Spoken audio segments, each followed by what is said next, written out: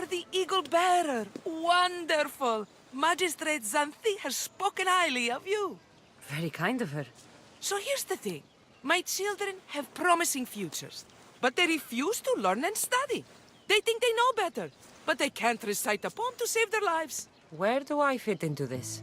They've heard of the Eagle Bearer and worship the ground you walk on. If you related an epic story to them, I bet they retain it and impress their tutors. It's an odd request, but I've been asked to do stranger things. I'll do it. My children are waiting inside the Temple of Dionysus Kolonatas for today's epic story. The subject is Perseus, which they should know well, but seem to forget all when questioned. Perseus? I know his story well, as if we were cousins, both raised at the base of Mount Olympus. Do not fear. I will hold your children fast with my tale. Go on, Eagle Bearer.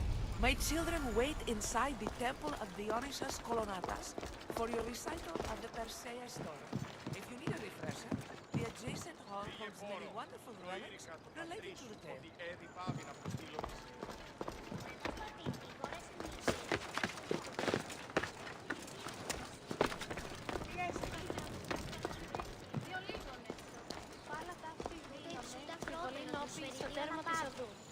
Hello, I'm... The Eagle Bearer.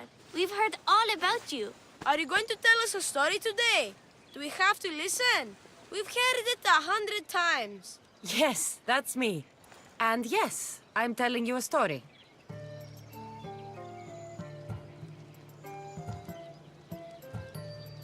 Let us sing with the voice of the goddess about the exploits of brave Perseus and noble Pegasus.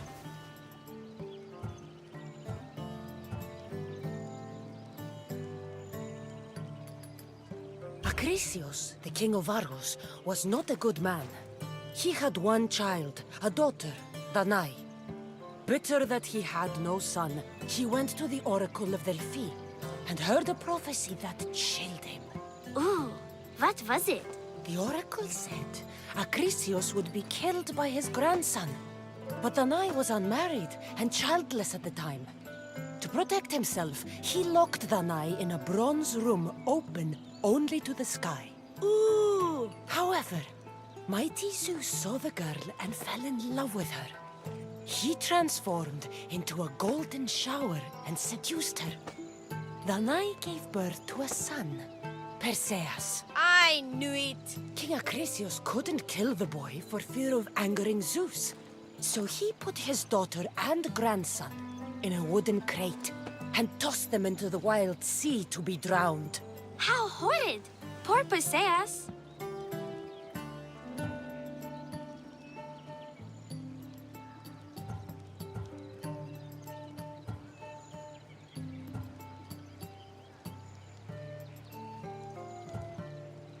Perseus and his mother Danae were rescued on the island of Seriphos.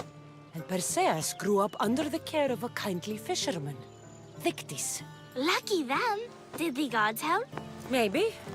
Perseus learned to swim and ride and fight, and how to be good and just, even though his father was only a fisherman. I can do all those things too. Good for you. Except swim. Or be just? Hush. Now, Dictys' brother was the ruler of the island, but he was not a good man. He's scum.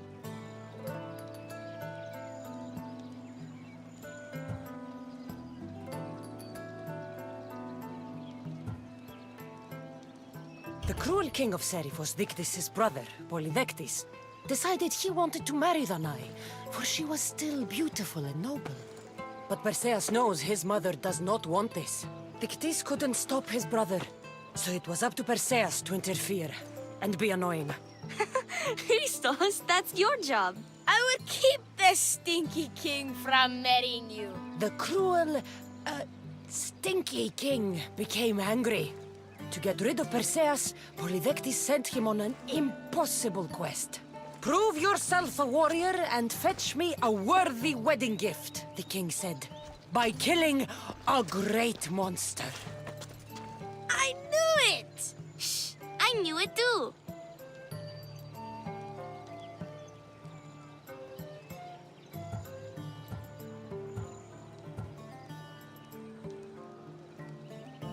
Perseus figured out what he needed. The golden fleece of the winged ram. Said to be guarded by a monster who could turn any to stone. Luckily, Perseus was blessed by the gods, and he was guided by Athena's golden-geared owl to the monster's lair. Athena's golden owl? That's dumb. Sounds cute. I want one. And armed with the vorpal sword from mighty Olethros, he faced the snake-necked, large-headed, shaggy-maned, stony-gazed Katovlepas! No! Huh? Perseus avoided the Katovlepas' killing gaze and snicked the sword, lopping off the creature's head. Ew! He grabbed the golden fleece and wrapped the Katovlepas' head in it.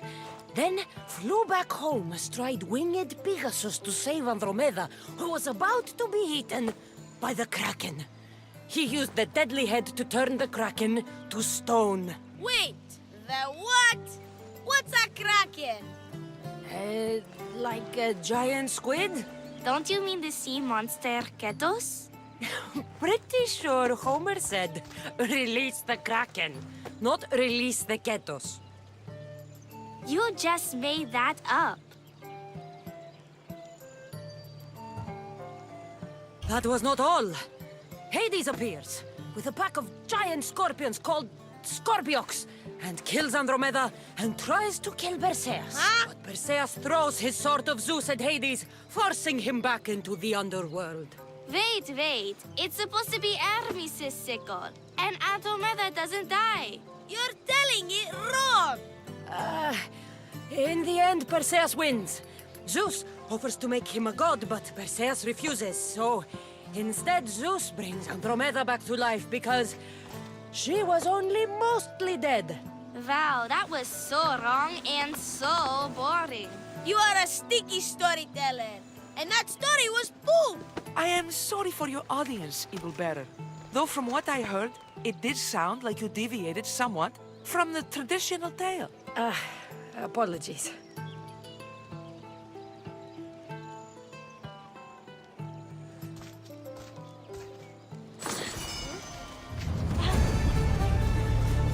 Do you have some more stories for us, Eagle Bear?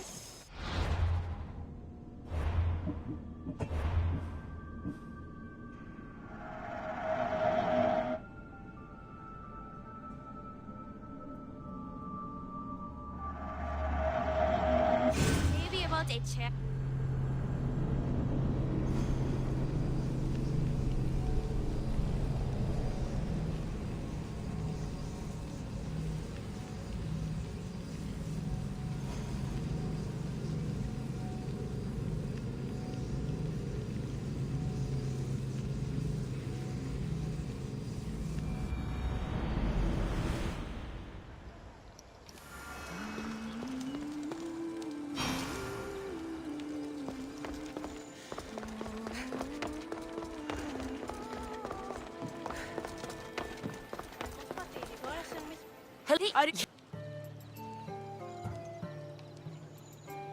Let us sing with the voice of Acrisio, the How King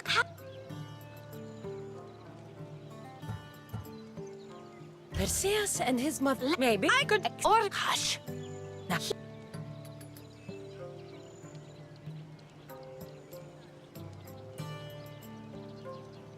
The cruel king of the the cruel.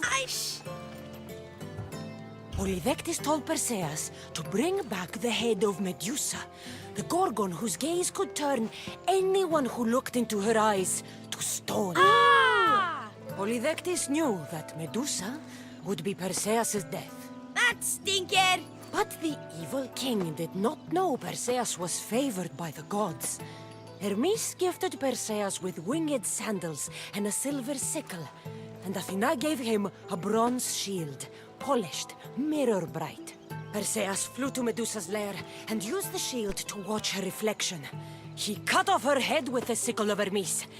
As she died, the winged foal Pegasus sprang from her neck. Yes! Flying home, Perseus found the maiden Andromeda chained on the Ethiopian cliffs, waiting to be sacrificed to the baleful sea monster Ketos. Perseus used Medusa's head to turn Ketos to stone, rescued Andromeda, and married her. Take that, Ketos!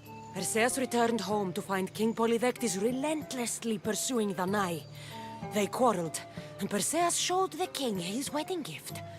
When he saw Medusa's head, Polydectes turned to stone. Yes!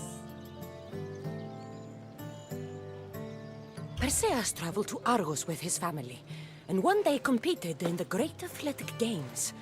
He hurled the discus, and his throw was so great that it shot into the stands and struck King Acrisius. So doing, Perseus killed his grandfather and fulfilled the prophecy. Hurrah! You can't escape your fate. In the end, Perseus and Andromeda settled in Mycenae as king and queen, and had 7 sons and 2 daughters, the Perseidae. That was a great telling of the tale. I'll never forget it. Maybe the best! I can't wait to tell all my friends! Aw, thank you. I couldn't help overhearing the end of your story. Truly inspiring, Eaglebearer. Thank you. I told the story of Perseus to my tutor, and he said it was the best rendition he'd ever heard. My mother is so happy with us. I told the story of Perseus to my tutor, and he said it was the best rendition he'd ever heard. My mother is so happy.